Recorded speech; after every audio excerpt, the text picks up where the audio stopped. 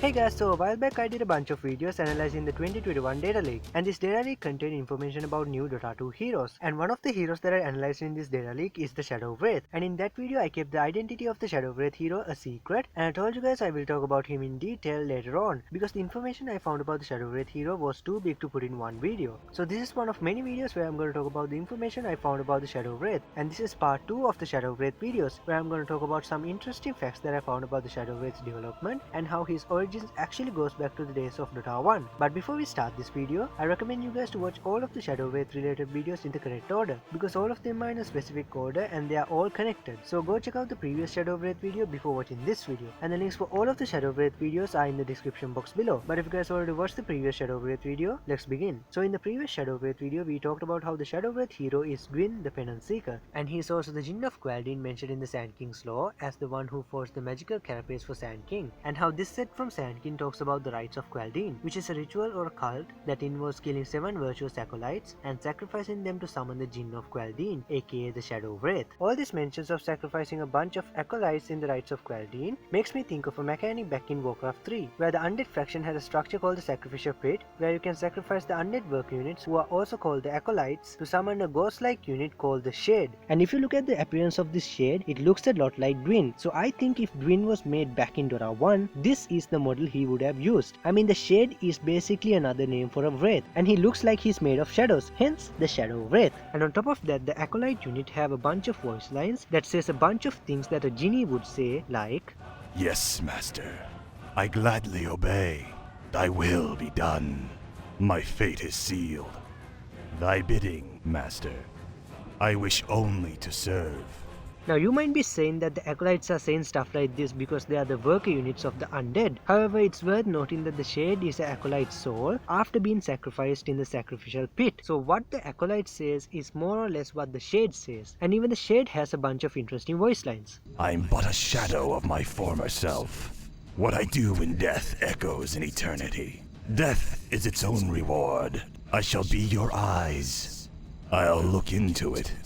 What needs revealing? My sight is yours."